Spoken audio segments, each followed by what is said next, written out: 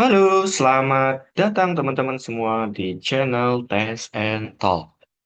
Oke, kali ini kita akan belajar bareng ya teman-teman semua terkait materi pendekatan testing atau testing approach. Oke, jadi untuk kali ini kita nggak bakal banyak belajar ya, nggak bakal banyak slide kayak yang sebelumnya. Jadi nanti kita akan belajar 2 poin, teman-teman. Yang pertama, itu apa sih atau apa itu pendekatan testing?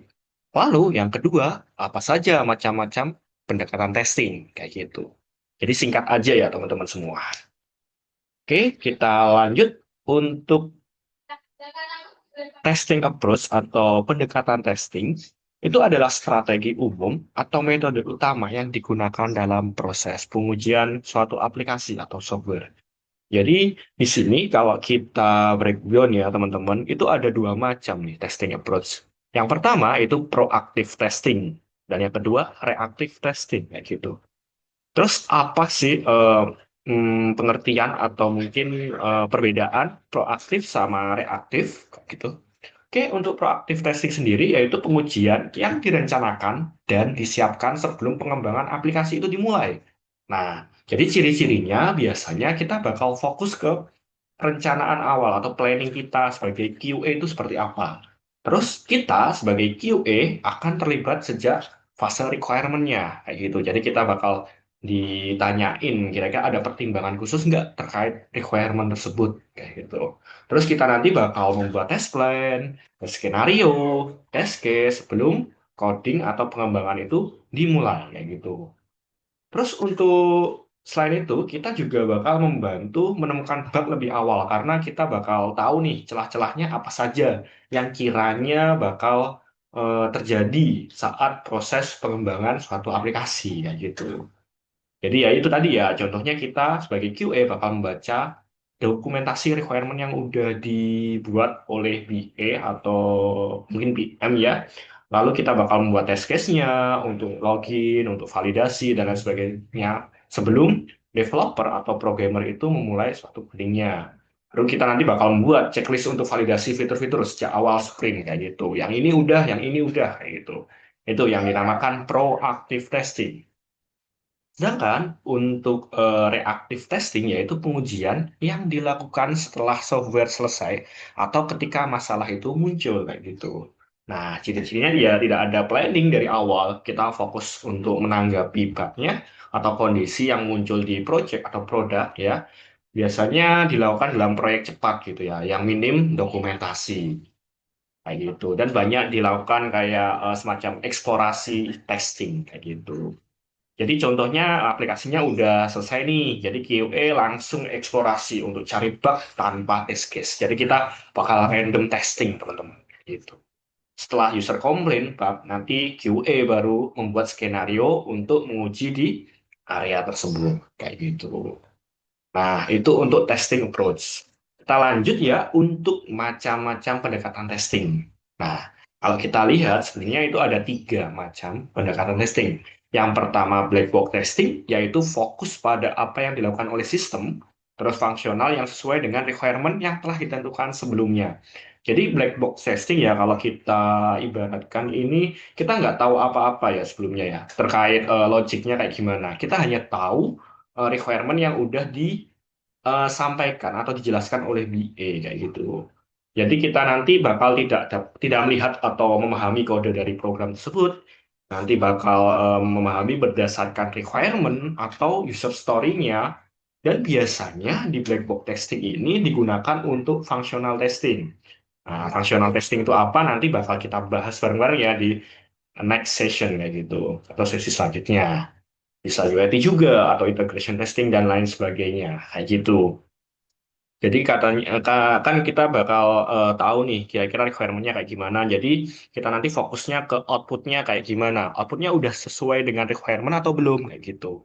Jadi black box. Jadi kita nggak tahu sama sekali apa isi dari kode tersebut atau sistemnya itu kira-kira berjalan dengan logika kayak gimana. Gitu. Biasanya pasti ya dilakukan oleh seorang QA biasanya.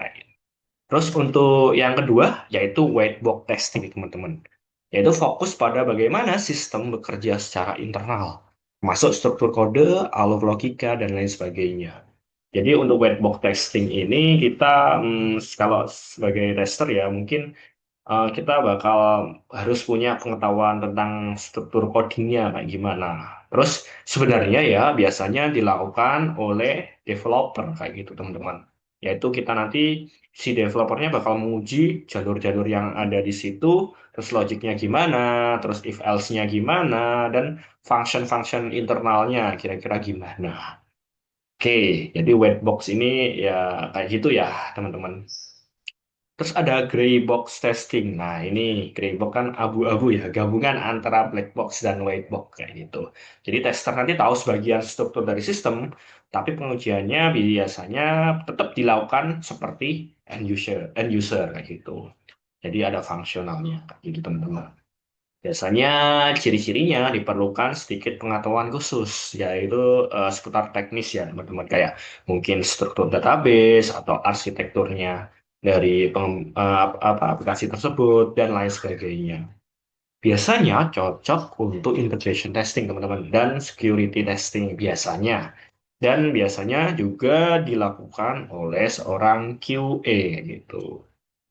Nah, jadi tiga macam ini nanti bakal kita lakukan ya pendekatannya. Mungkin kita lebih fokus kebanyakan di black box testing, teman-teman, karena kita bakal memastikan kira-kira gimana sih aplikasi yang udah dibuat udah sesuai dengan requirement-nya atau belum kayak gitu. Jadi mungkin nggak sama semua ya QA yang ada di industri itu kira-kira pakainya black box testing atau mungkin pendekatannya bisa pakai white box dan lain sebagainya tergantung sama perusahaannya. Terus untuk perbedaannya secara umum ya kita coba bandingkan empat yaitu akses ke kodenya kira-kira gimana, fokusnya lebih kemana, siapa yang menguji dan toolsnya kira-kira apa aja gitu. Jadi untuk akses ke kode yang pasti yang black box itu nggak ada ya teman-teman ya. Kita fokusnya lebih ke fungsionalitas dan yang menguji kebanyakan QA atau manual tester kayak gitu. Nah, toolsnya kalau QA secara manual ya kita bakalan bikin test case secara manual, ya entah itu Google Spreadsheet ataupun yang lainnya. Tapi kalau kita automation ya mungkin kita butuh kayak semacam tools yaitu Selenium, Catalan, Playwright, dan lain sebagainya. Terus untuk white box testing pasti ada akses ke kodenya dan fokusnya ke logika internalnya kayak tadi ya yang tak jelasin ada if else-nya mungkin atau kondisi-kondisinya, algoritmanya dan lain sebagainya. Dan biasanya yang menguji itu developer teman-teman kayak gitu. Jadi tools-nya itu ya seputar unit testing tools ya kayak unit atau PHP unit kayak gitu. Jadi nanti si developernya bakal membuat unit testing yang ada di program tersebut kayak gitu teman-teman. Terus ada gray box testing ya, gray box yaitu abu-abu. Jadi sebagian ya teman-teman, sebagian ada akses ke kodenya, sebagian tidak. Jadi fokusnya ke strukturnya dan fungsionalitasnya juga kayak gitu. Terus siapa yang menguji? Yang pasti ya diharapkan QA dengan skill teknisnya kayak gitu. Jadi kita tetap nge-testingnya secara manual dan kita harus punya insight teknisnya kira-kira kayak gimana. Oke, jadi untuk diskusi hari ini kita diskusinya sampai sini dulu ya teman-teman. Nah, di situ tadi kan ada beberapa hal kayak semacam fungsional itu kayak gimana, security testing gimana dan lain sebagainya. Nah, itu nanti kita coba jelaskan, kita bakal belajar bareng-bareng di pertemuan selanjutnya atau next session ya itu ya. Nah, oke dari sini terima kasih teman-teman ya atas